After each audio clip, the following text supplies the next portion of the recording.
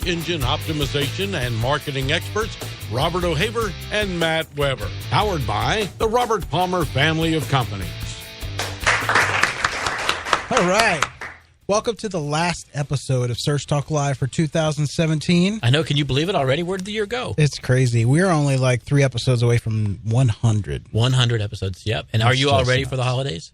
I am. I kind of figured you would be. You strike me as the kind of person that everything's already wrapped, right? Yeah. Already labeled?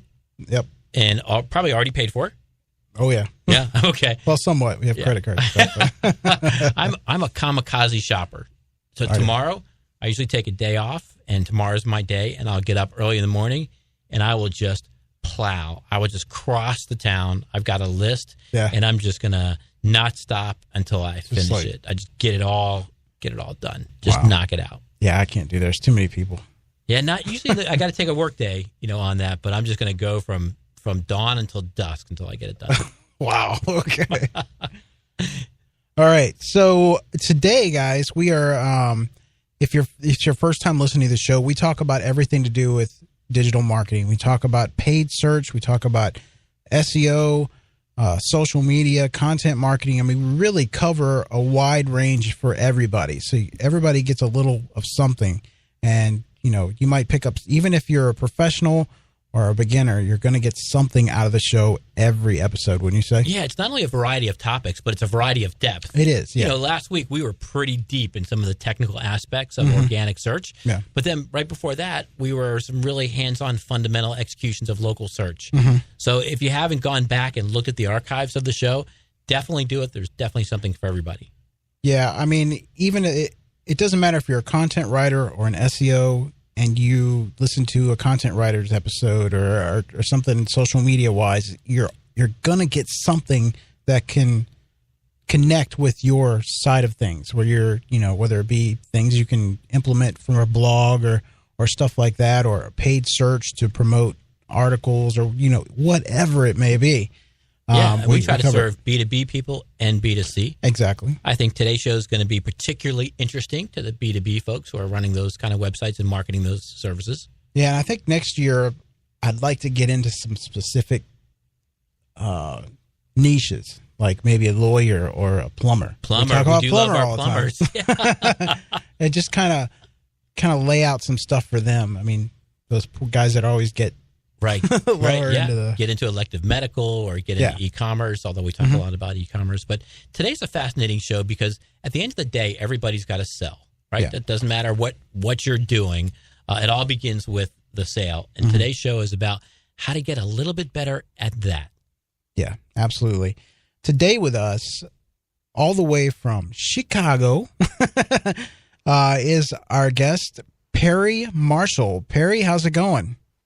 Just another day of mystery, suspense, and intrigue. How about you? Good. Now, you're a 5-time author, so you've been quite busy. I've been quite busy and keeping co-authors busy. There you go. We got a little factory going on over here. Yeah. I got to tell you, Perry, when I was doing some homework and I saw who some of your testimonialists were, including Dan Kennedy and Michael Gerber, and I said, that's it, I'm in. I'm reading everything this guy puts out if he's endorsed by Dan Kennedy and Michael Gerber. Yeah, that's pretty strong. Well, those guys are not easy to please. I can tell you that. So, yeah, I'm very, very happy about that. And it's,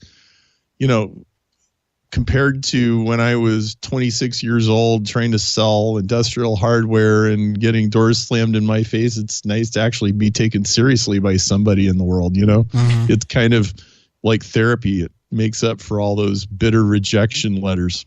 So, and your story, by the way, you show that life is a long-term play, right? It is yes, indeed. In fact, the short-term people usually just get hosed, Glenn Livingston says most people overestimate what they can do in 1 year and they underestimate what they can do in 5. And that is true. That is very true. And it's a long game. And if you're in for a long haul, you'll start to accrue compound interest. And if you're in the quick game, it's like that chutes and ladders. You just keep getting knocked back to the beginning. And at some point it gets really tiresome and frustrating. Yeah. So, Perry, why don't you tell us a little bit about your background, so about your books, all that good stuff real quick. Well, so I'm an engineer by training. I got laid off from my job when my wife was 3 months pregnant with our first child. I wasn't finding what I wanted in engineering, and I went into sales. And I thought, well, this should be not too difficult. And that was 2 years of bologna sandwiches and ramen soup and spiraling credit cards and second mortgages and, you know, all that kind of fun stuff. And finally I discovered direct marketing. In fact, I discovered Dan Kennedy at this, you know, success event with all of these famous people like Barbara Bush and Zig Ziglar and stuff. And I discovered that, hey, you know, there's this world where the printed written word can cause your phone to ring or cause people to open your mail or visit your website or whatever.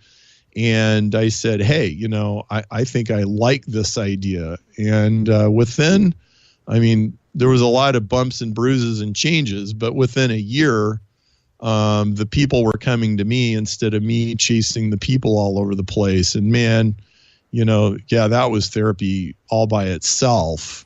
and I said, you know what? I'm sort of good at this. I kind of know what I'm doing. Like, what if I actually knew what I was doing? What if I got really actually good at this? And I just decided to obsessively pursue it.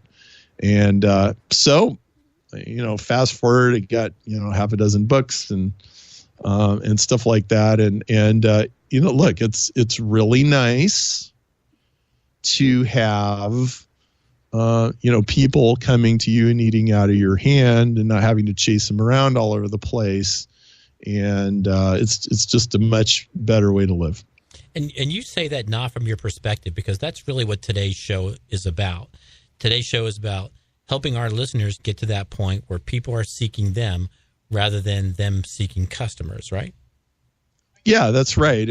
And you know, that doesn't mean that you don't ever pursue a customer, but at least you're pursuing somebody who has already a degree of respect for you, understands what you do. You're not starting from cold.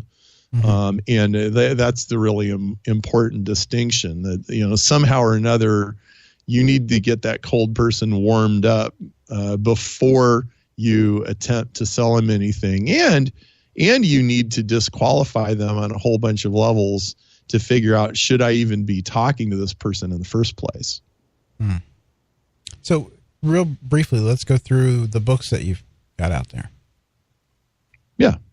Well, so the one that made me famous is Ultimate Guide to Google AdWords, which is in its 5th edition, brand new now, actually, just hit the streets. Nice. And co-authored that with Mike Rhodes. He's got the largest PPC agency in Australia. He's a great guy.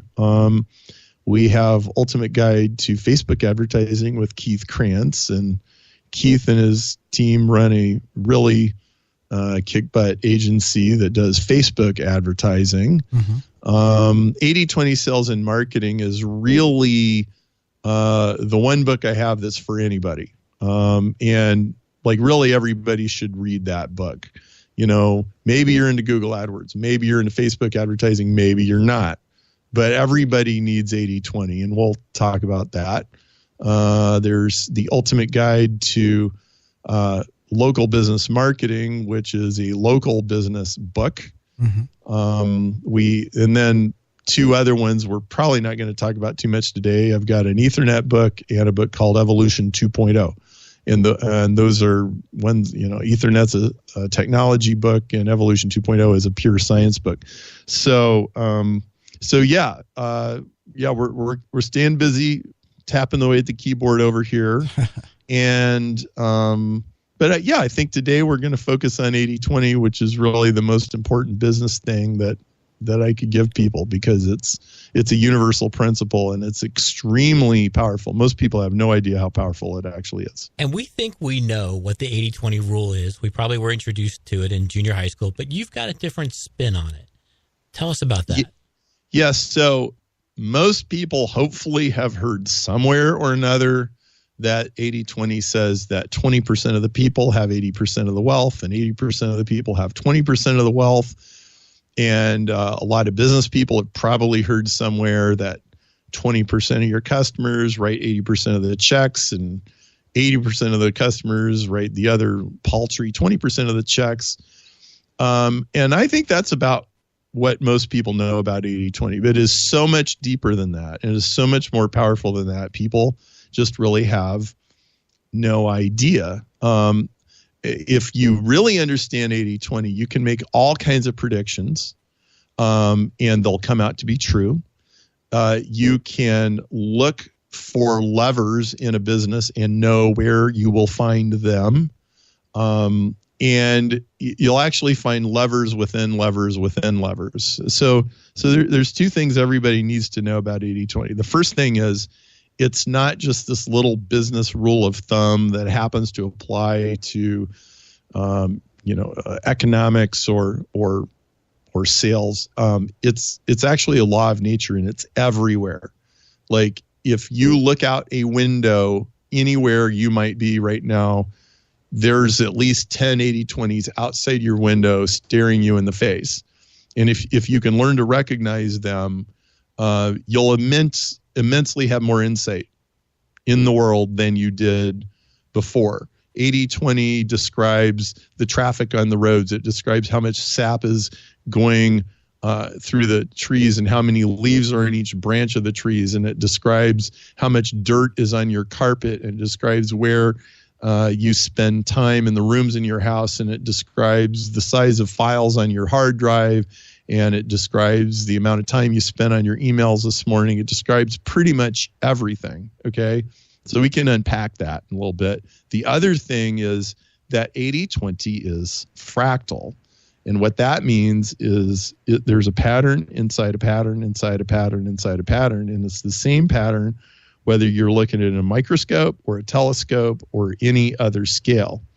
Okay, so there's an 80-20 inside every 80-20. So 80-20 says that if say a big corporation has 1,000 salespeople or 1,000 stores.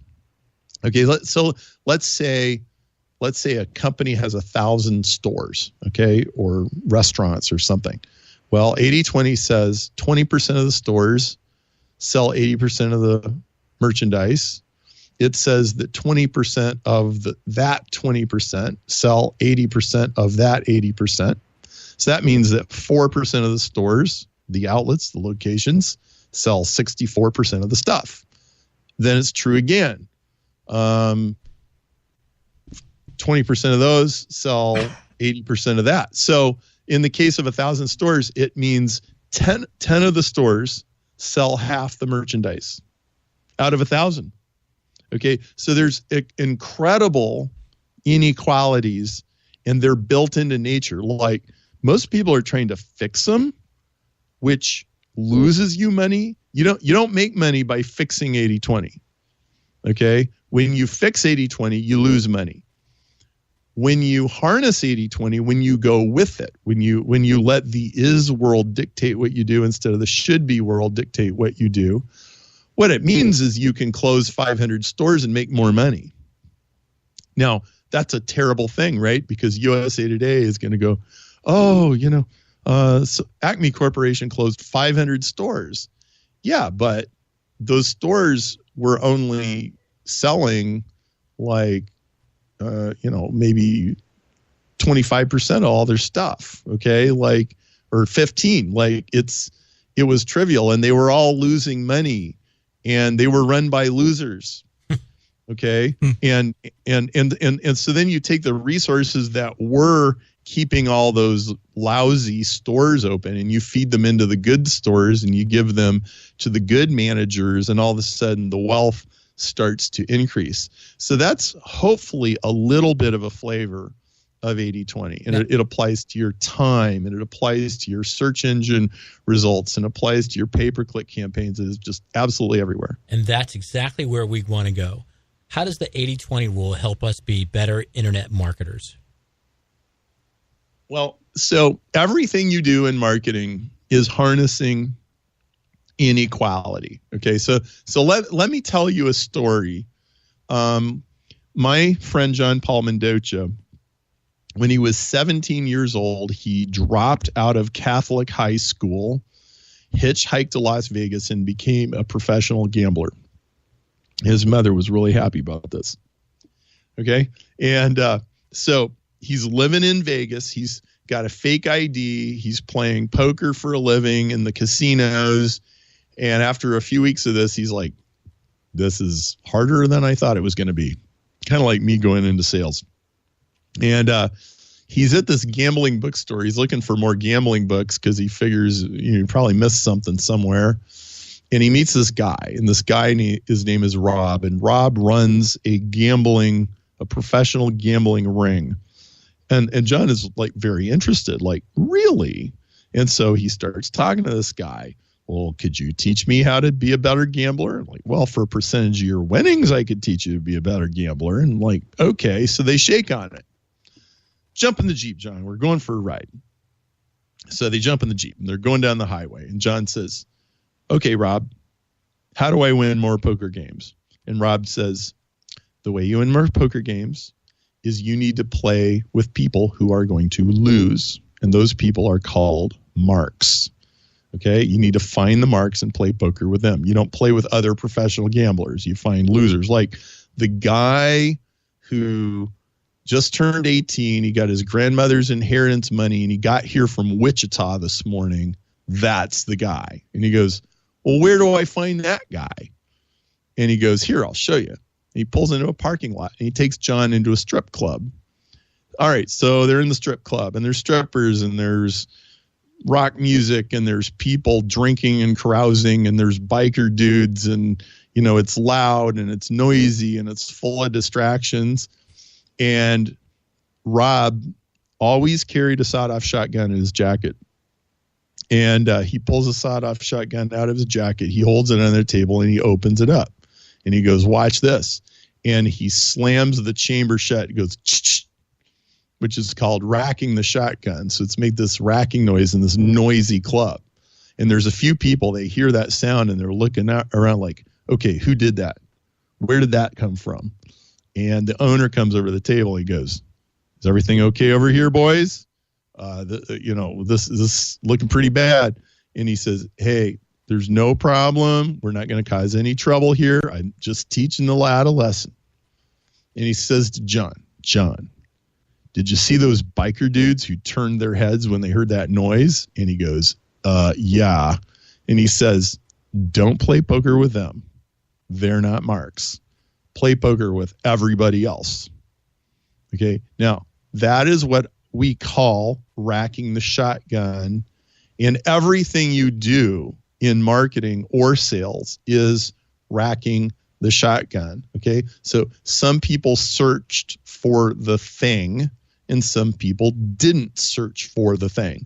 That's racking the shotgun. Some people clicked on the link. Some people didn't. That's racking the shotgun. Some people filled in the form. Some people didn't. That's racking the shotgun. Some people bought the stuff. Some people didn't. Some people attended the webinar. Some people didn't. Some people took the next upsell. Some people didn't. Some people came to the seminar. Some people didn't. It's all racking the shotgun. Okay. Now, what most people do is they get obsessed about the people that didn't do what they wanted them to do. Okay. And that's all backwards because it's all in the people who did. It's not just in the people that did respond. It's in the top 20% of the people who responded and the top 20% of the top 20% of the people that responded. Okay. So there's somebody in that club who, if you played poker with them, not only are they bad at poker, they also have a lot of money. So if you can figure out how to rack the shotgun twice, like A, rack the shotgun, are they a mark? And B, do they have a lot of money? Then that's who you should play poker with, right? So from an internet marketing standpoint, what you're applying this to is there's a whole world of people out there that could potentially buy your product. But it's the one that's raised their hands already, racked the shotgun, and said, hey, I want that, by taking some kind of action. That's where you want to focus your energy first. right? That's right. And they might have raised the hand for you, but they might have raised it for somebody else. Like people are constantly raising their hands or turning their head, hearing a noise, paying attention to something, watching some channel on TV, listening to some radio station on Sirius or whatever, right? There's shotguns getting racked all the time, everywhere, 24/7, 365. What good marketers do is they recognize, hey, that's a shotgun, that's a shotgun, that's a shot. Hey, why don't I start paying attention to what people are doing? And notice, like that whole rack the shotgun thing, it wasn't what people say. It was all about what they do. It was like primal lizard brain. They heard that noise. They knew what that noise was, right? They didn't hear the noise. Either way, it told you something about them by their behavior. And is this marketers is this are what drew you to behaviorists. AdWords as an effective medium because you can get in front of those people the fastest? Well, yeah. And, I was doing SEO 20 years ago, like literally. Okay. But what AdWords was a way to just skip all that and I got $1 in my hand. I go right to the front of the line. I advertise on Google and get right there. And I can immediately find out who's interested, who's not interested, who types in these keywords, who types in these other keywords. I get them to my site, who fills in the form, who leaves, like all this stuff. And I could just accelerate the whole process. I didn't have to wait 3 months for my listing to show up. I could find out today, and then I would do SEO later based on what actually worked, right? And then I've only got so many keywords I can optimize for. So that's 80/22, right? You got a site and there's like 10 pages that you can realistically expect to rank. So which ones are there? And there are only a few keywords you can pick. So you got to pick the right ones. And odds are overwhelmingly that if you don't do PPC first, you'll pick the wrong keywords and then you're doing a long-term game chasing the wrong rabbit, right? So yeah, I am all about this. Awesome stuff. Now, how does remarketing change the game plan when it comes to using AdWords, or does it help it for the 80/20 rule? Well, it hugely changes because the fact of whether somebody visited your website now or not, period, all by itself is a huge rack the shotgun. People who have visited your website once are anywhere from probably 2 to 20 times more likely to buy than cold traffic that never visited your website. And this is easily proven. If you actually do this and do the numbers and buy cold traffic, you'll find out. Okay.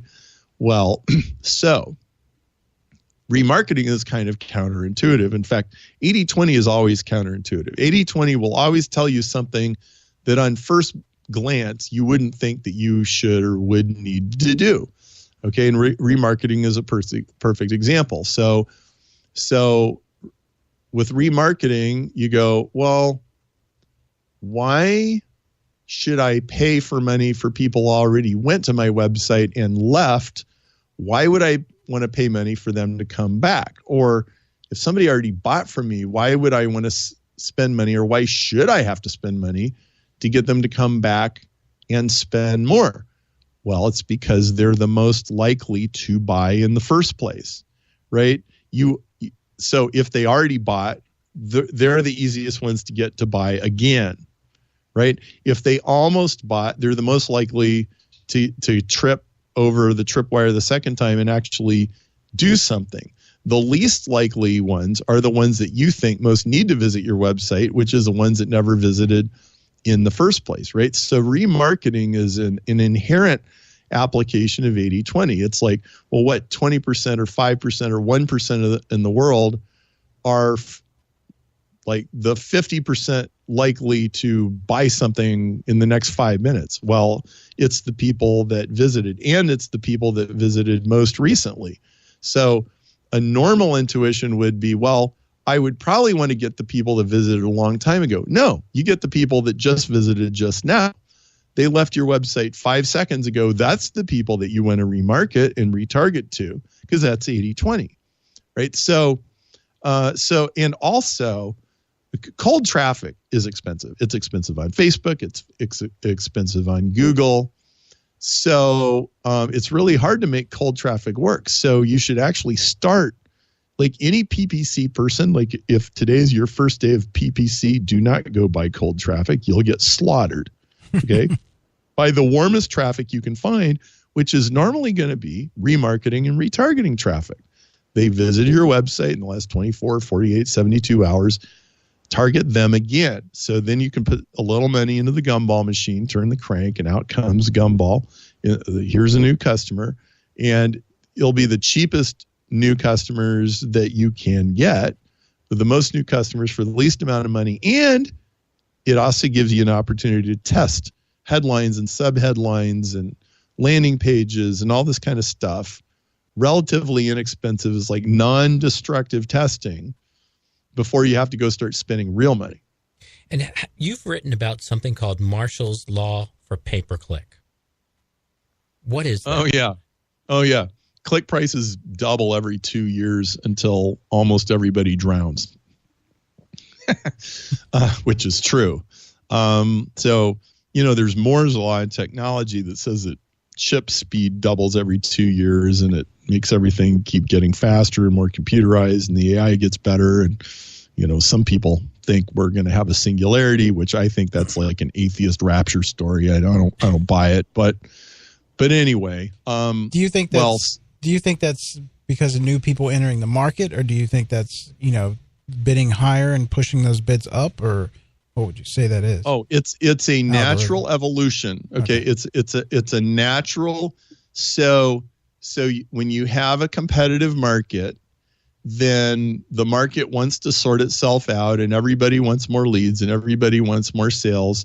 And so the first thing that starts happening is the bid prices start going up because it starts out cheap. Right. Like, saw this happen on AdWords, saw this happen on Facebook. Every, about once a week or so, I have this little nostalgic longing for the good old days.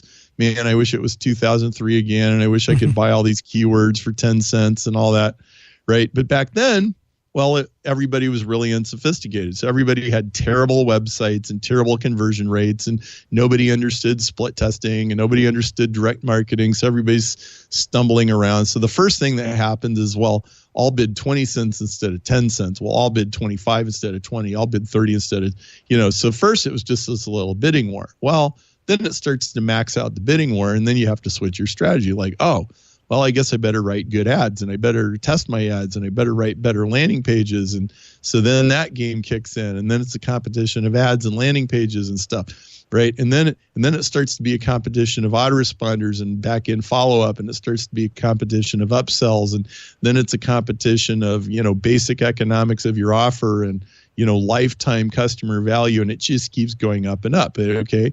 And so there's always like maybe half a dozen people in any market that they're following that, right? They get it, they're doing it, right? But somebody's always ahead, right? And so somebody kind of maxes it all out, and they trick out everything, and they have every mod on the, on the car engine, and they have turbochargers and mag wheels and everything else, right? And pretty soon they run out of ideas. But, then at this time, all the other competitors, they start dying, right? So now what we have on Google search is there's 4 people that get to be above the fold.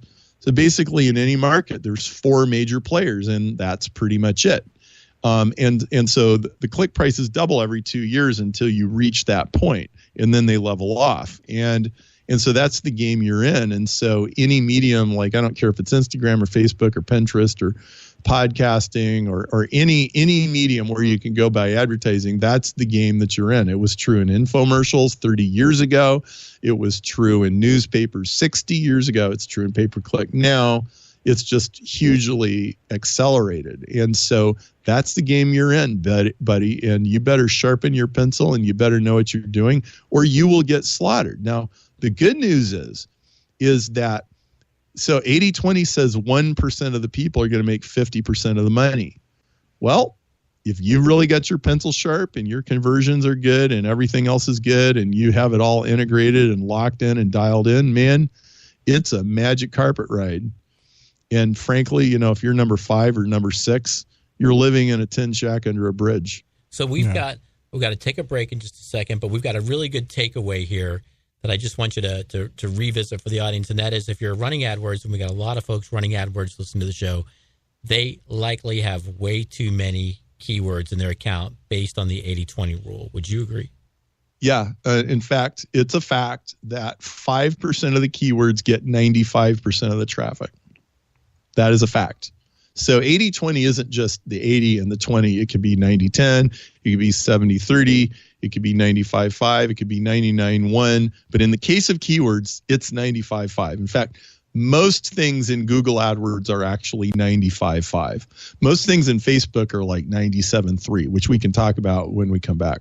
Yeah, gotcha. Great. And Robert, I think you have the same experience that I do. You look in a lot of people's AdWords accounts, they've got way too many keywords. Oh, yeah. And if you apply what Perry's talking about, what's the cost in that? The cost is the time and attention to manage the non-productive assets, which is diluting the value of the productive assets. Absolutely. Hold that thought, guys. We'll be right back. Search Talk Live is sponsored by the Robert Palmer family of companies. Check out robertpalmercompanies.com for more information. Find the true value of your home when you log on. Homevalue.com. Get your questions in on Twitter. Type hashtag Search Talk Live and your question. Now back to the show. All right. So where were you? We were talking about the 80-20 rule, and it's really great to hear it kind of illustrated on the show because it's something I think instinctively you and I feel when we help people with AdWords that they've got way too many keywords for lots of reasons. And when you apply the 80-20 rule to it, it comes a little bit more visual. And then, Perry, you said you think the same thing is happening now in Facebook, both the 80-20 rule, but also this doubling of the cost per clicks. Tell us about that and what's making that a less or more effective medium for businesses today. Well, so, AdWords and Facebook are very much like rock, paper, scissors. They're very different. So Google is the yellow pages, Facebook is a coffee shop.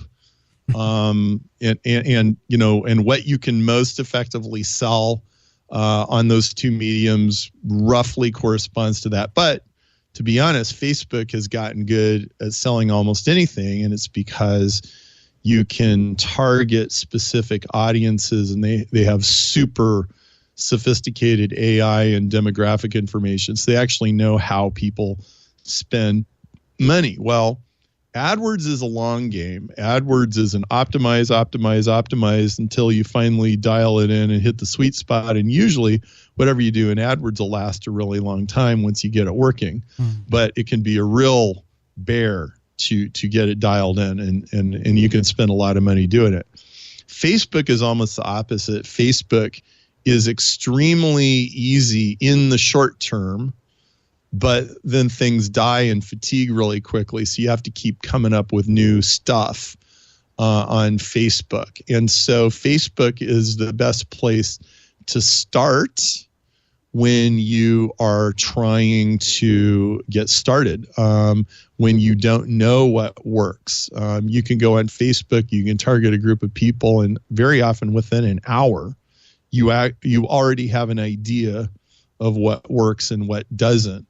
The challenge is getting it to last longer, coming up with enough fresh new ideas, but you can refine it, and then probably at least partly steal some of your ideas from Facebook and move over to AdWords. But, both media, they're bidding environments. So with any group or population of people that you're trying to bid on Facebook, well, there's some other set of advertisers out there that are trying to target the same people, and they might be in all kinds of different markets, but the people with the money are seeing the most expensive ads, and the people with no money are seeing the cheapest ads. And if you could actually get inside other people's Facebook feeds and see what comes up, you'd just be astonished. I mean, if I look at what comes up in my feed and what comes up in my wife's feed, they could hardly be more different, right? But they reflect what we buy and how much we spend and all of that. What do you think about artificial intelligence? It's both empowering the consumer and it's also empowering the advertiser. When those two forces collide, what's going to be the effect on 80-20? Well, so there's this really important truth, and this isn't just AI, it's the internet in general. So everybody thinks that the internet makes everybody equal. It's like, well, okay, if everybody has a Wi-Fi, a notebook computer, and a cell phone, then like we're all equal. Yeah, but that's very deceptive because we all do have those things, I wouldn't be surprised if Mark Zuckerberg, has like the same computer I got. Okay. But it actually makes people incredibly unequal. Now, inequality in the brick and mortar world is 80-20. 20% of the car manufacturers make 80% of the cars, but the internet is 95-5. 5% of the search engines have 95% of the searches, right? So think about this. Like your 8-year-old could probably think of a dozen car manufacturers, right? Mm-hmm. Can any of us think of a dozen search engines? Would take a while. Yeah. Okay. Like, well, you got Google, you got Bing, Baidu, whatever that Russian one is. And like most of us are like out of ideas, right? Yeah. Well, that's because on the internet is frictionless. And so the winners massively dominate on the internet. Okay. AI only speeds that up. AI only makes it more frictionless. Okay. Because on the internet, you go, oh, there should be room for lots of search engines on the internet. Sure, there is. There's an infinite number of web addresses that we could have for search engines, but they're all one click away, and everybody's just going to use the best one, and everybody knows the best one is Google, so that's what everybody uses. And the only reason Bing has any market share is because Microsoft like designs it into Windows or something, and if they weren't doing that, like even Bing wouldn't exist, right? And so this is how the internet actually is. The internet favors one winner. Okay, so basically, on the internet, everybody wants. The people of Houston do not want 47 plumbers.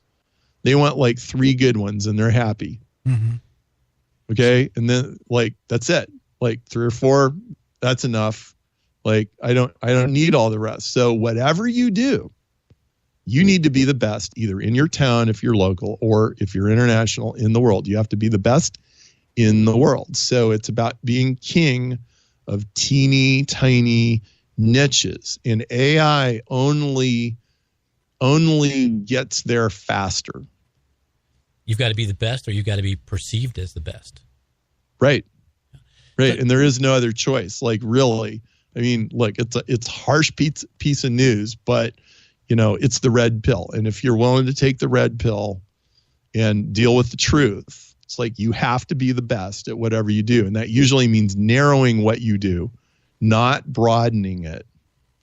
So tell us a little bit let's talk about B2B people. I think B2B people think that all these conventional marketing axioms don't apply to them.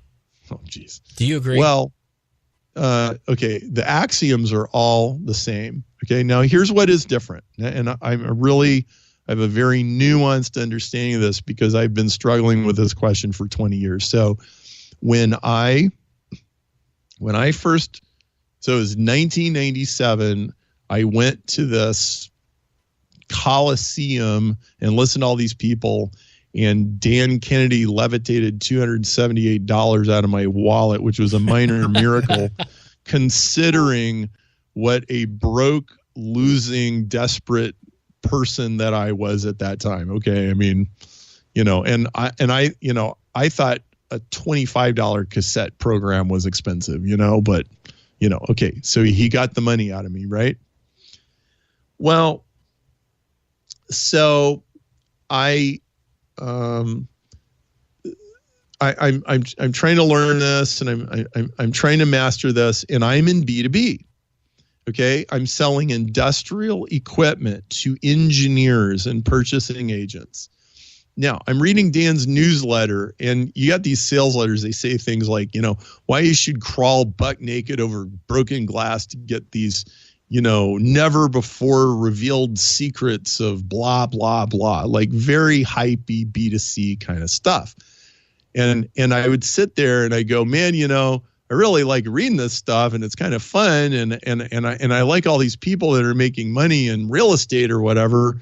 But man, like, I just can't see my customers like doing this. Like, I can't see a 46-year-old engineer with a pocket protector, like responding to that kind of thing. I couldn't really even make myself do it. And I would write these things up and I would send faxes to Dan and I would send in critique certificates and I'd ask him questions like, well, yeah, but I'm in B2B. Isn't that different? And like most of these guys would say, no, it's the same. Okay. I have a definitive answer. It's like, no, it's different. Perry Marshall officially says, no, B2B is different. But let me explain how it's different. First of all, the basic structure or the principles or 80-20 or the rules of direct marketing are no different at all. Okay? Like, kind of like the software is the same. Okay? Mm-hmm. But here's what's different. The language, the tone, the positioning, the balance of emotional versus factual reasons to buy, the mix. It's like the difference between Mexican food and Chinese food, which is like a lot. Okay? It's like a totally different spices. And it's now, here's the underlying principle that dictates what you do. Here's what it is. A, enter the conversation inside the customer's head. Okay. And B, talk to people the way they talk to each other and themselves.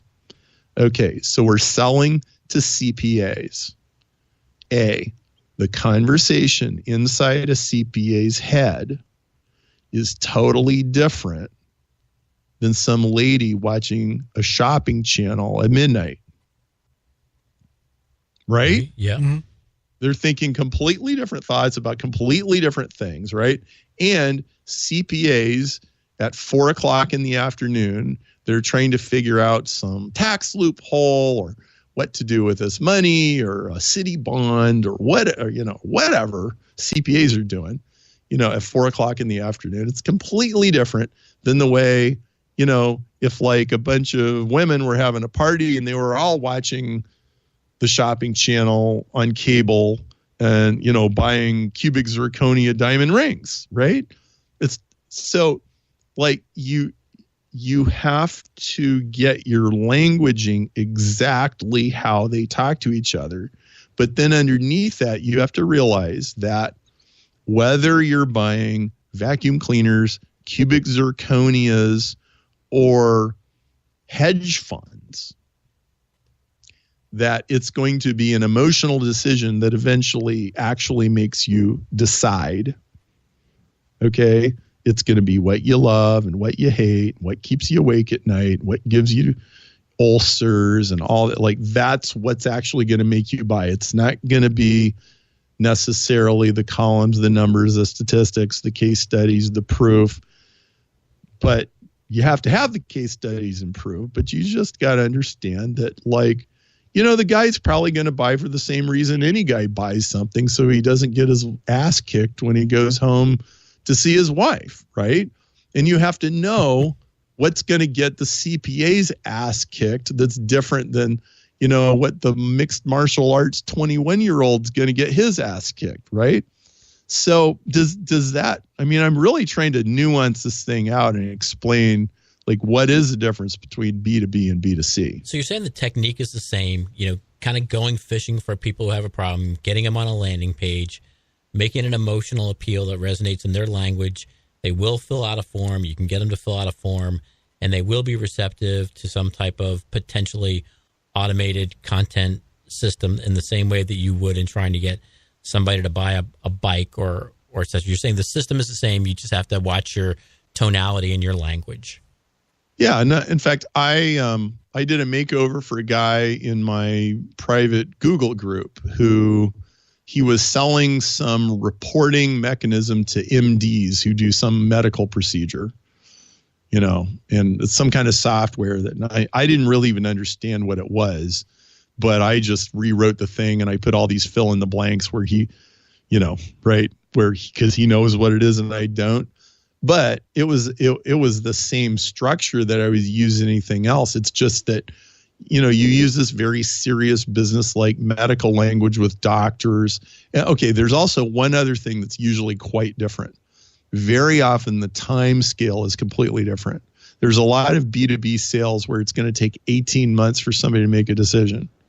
And on an infomercial or on some video thing on Facebook, it might be 18 minutes. Well, okay, so that's different too, right? It may be stretched out almost like slow motion. It's like the difference between trees growing and, fruit flies breeding, right? Totally different speeds. But like there you go. There's like 3 things. And if you account for those 3 things, you probably got 80% of it. So it is enter the conversation in their head, talk to them the way they talk to each other in the exact same language, and respect the time scale. And if you can do those 3 things, you'll probably get B2B exactly right. Nice. So how does this play a part in social?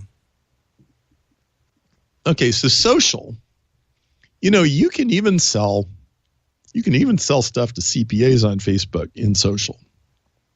It's true, because you can identify them and Facebook knows who they are, and it does work. I mean, it may or may not work as well as Google. I'm not sure about that, but it can work. I know that. So social has this extra multiplier, which is the likes and shares. Okay. And I mean, I've done lots of Facebook ads, and as soon as a Facebook ad starts getting likes and shares, it will immediately maybe double, triple, or quadruple the click-through rate. Mm-hmm. Not just because of the likes and shares and the viral part, but because the likes and shares make the ad more persuasive to the person who's seeing it only because the money put it in front of them. Mm-hmm. Okay? So you have this extra multiplier. Okay? So when you factor in the extra multiplier, Google is 95.5 and Facebook is like 97.3. So in other words, 3% of the ads get 97% of the traffic on Facebook. Okay? So on Facebook, more than anywhere, you're trying to create unicorns. Okay? So it's like you're up to bat and the pitcher's throwing the ball and you're swinging like 30 times just to hit it once. That's really how it works. So like, if you looked at the Perry Marshall Facebook business feed, you'll see these Facebook posts. They got like 6 likes and 2 comments. Okay. And then you'll see some other post a little further down, and it's got like 6,000 likes and 872 comments. Well, that's because it caught on some momentum, and then we started putting advertising behind it, and then it just took off. Nice. And so you're really riding an exponential curve anytime you do advertising and social media, but you're still obeying direct marketing rules either way. Sure. Good baseball metaphor for a self-professed non-baseball guy. Hey, I am totally a not baseball guy. Yeah. I would have to say you are the king of analogies, though. I'm terrible. Oh, yeah, I can't stop myself. I am just like, it's almost like a clown blowing bubbles at a birthday party. All right. Well, I think it's time for Believe It or Leave It. Right. Get to that time in the show when, Perry, we're going to give you 3 things we found on the internet. So, they've got to be true. And we're going to ask you, they got to be true. So we're going to ask you to tell our audience whether they should believe it or whether they should leave it. Are you ready? I'm ready. Okay. It's interesting that we're at the end of the year because a lot of people are making some predictions and some postulations about what's going to happen in 2018. And here's the first one. Perry, the advertising platform that will advance the most in functionality in 2018 is LinkedIn. Believe it or leave it. Ooh, I never talked about that. But I would say, based on past history, I would say leave it. They've always been a little sluggish. Mm-hmm. Now, Ted Prodromo, he wrote the LinkedIn equivalent of my books for the same publisher, Entrepreneur Press. I don't know what he would say. You should ask him, but I'm going to guess not. So it hasn't been a big part of your arsenal. No. Now, I'll admit I'm myopic, and I do not represent like any kind of balanced view of the world. I know what I know. Okay. But, LinkedIn's always been way behind. In fact, I don't know what's wrong with these people. Like, I've heard they've advanced quite a bit in the last year, but I know they're way behind Facebook and some of these other guys. Yeah. All right. Question number 2. Search appliances like Google Home and Alexa will cause the average advertiser results on AdWords to deteriorate in 2018? Boy, I don't know the answer to that either. Will use the Google or Alexa search appliance make your advertising deteriorate? On AdWords. You mean like if you have it installed in your browser? No, I think the author is saying that as more consumers migrate to voice search and the inventory becomes a different animal, the advertising inventory. Oh, then that's going to throw you off. Right. Yeah, I agree with that. And you know here's what's always true. What's always true is at any given time, there is always a Wild West communication medium that most of the world hasn't really figured out yet, and it's way cheaper than all the other ones. And this is true across platforms. It's even true within platforms. So yeah, I would say yes, that's true. Because those are both kind of old. They're useful, of course, but they're limited in what they tell you. Yeah, we've done a couple shows on how do people prepare for the coming volume of voice search. We've talked about, is there an SEO technique for that? So I think that's something that we're going to keep our eye on in the future. Mm-hmm. All right, number 3. People Perry. should look for it. Yes. Number 3, boosted posts on Facebook are always better for B2B advertisers than paid Facebook ads. Oh, I'm not so sure about that. You boosted posts versus paid Facebook ads. Okay, that's completely dependent on what you're doing. So here's an example. What if what you sell is polarizing and some people don't like it? Okay, well, that's possible in B2B, right? So, for example, let's say you're selling operating systems. Operating systems are always religion, right? Mm-hmm. Windows versus Apple, or iOS versus, Droid or whatever. It's always religion. Okay, so you're going to have lovers and you're going to have haters. Well, what if you boost a post and you get haters? Well, it's probably not going to help, right? Mm-hmm. You may find that just a regular old-fashioned ad with no comments possible will actually do better. And that's just subject to testing. I mean, it could totally go the other way if you have likers. So, but that's my answer to that. Yeah, that was an interesting article that I read too. And the author was alluding to the fact that boosted posts appear to the consumer to be more content related and therefore more authentic than advertising that now consumers can detect the difference between the types of ads on Facebook, whereas previously, maybe a year ago, they weren't able to delineate between the fine differences of the types of ads that they see. Yeah, it's kind of close to what was the buzzword last year or earlier this year was native advertising, where they were doing the posts that were actually ads, Right. Yeah. Well, I have noticed that no matter how familiar people are with the internet, there's always a percentage of people who neither know nor care. And I think that's the thing to think about. Like, I think a lot of people, they try too hard to outsmart the game, or like there's always been, I mean, since I started using Google AdWords in 2002. Okay. So it's coming up on 16 years, which kind of blows my mind. Okay. But back then there were people that said, people will never click on those. They know they're ads. Those are ads. They don't click on them. You know what the truth is? What? They click in on them. Any advertising medium. I don't care if it's infomercials or paid Facebook ads or not paid Facebook or Google Organic or Google AdWords or anything. I don't care what it is. Any medium, there's a percentage of people that will do it, and there's a percentage that won't. And the percentage doesn't really change very much. And rack the shotgun, you only care about the people that do. Right. That's Now, the bottom line truth. Perry, I've got a question coming from Twitter from Danny Richmond from London.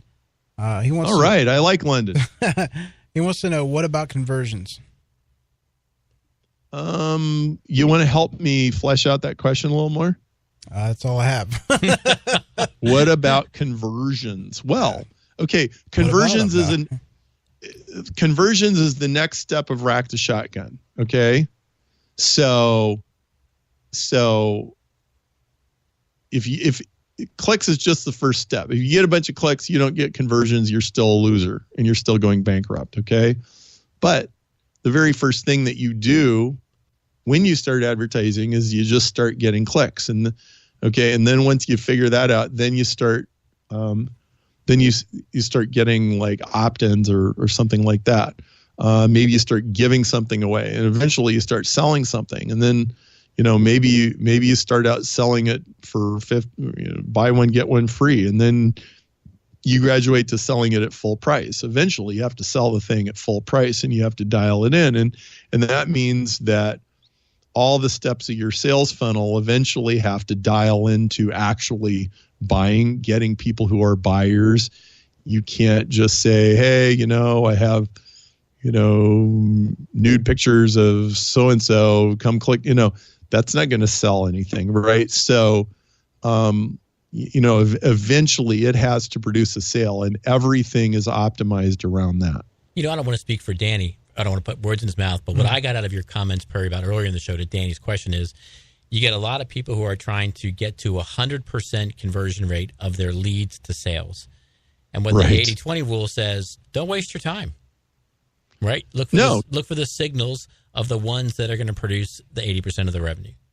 No, you'll get 0 from 80%. You'll get something from 20%, and you should be able to get 4x from 4% and 16x from 1%. That's how 80-20 actually works. In fact, that little bit that I just told you right there, that's worth the whole hour that you listen to the show, and you can take it to the bank. And in fact, if you understand that, you might be able to boost your sales by 60% overnight just by doing that. Right, because everybody applies their efforts equally to all the leads coming in. I think we've got just a few seconds left. Let's run through the tattoo real quick. For the tattoo. So, Perry, what's your Search Talk Live tattoo as we wrap it up? What's the shortest, most succinct, most powerful advice you can give our listeners today that Robert is going to get tattooed? It's not worth living for if it ain't worth dying for. Nice. Okay. Nice. Well, I want to thank you for being on the show, Perry. It's been awesome. Lots of great information. If someone wants to get your book, the 80-20 Principles, where would they get that? If you want it on Audible, get it on Audible. If you want the book, go to perrymarshall.com/8020, and it's $7 including shipping. Oh, sweet. Sounds like a deal. Yeah. All right. Thanks a lot, man. I appreciate it. Thanks, Perry. Guys, thank you. Great to be in the show. Yes. Guys, this is the last show of our 2017. Looking forward to 2018 with you guys. I want to thank everybody for their support and listening to the show. Matt, I want to thank you. Michelle, Stinson Ross for live tweeting and being a co-host as well. All the listeners, all the speakers that have been on the show, I want to thank all of you. I wish all of you a happy New Year, happy holidays, and what else? Happy have Hanukkah. A safe and joyous New Year. We'll Yes. see you in 2018. Yes. See you next year, guys. Bye-bye. Search Talk Live is sponsored by the Robert Palmer family of companies. Find the true value of your home when you log on. HomeValue.com. If you have questions for Search Talk Live, or you're interested in being a guest or a sponsor of the show, email Robert at searchtalklive.com. That's searchtalklive.com.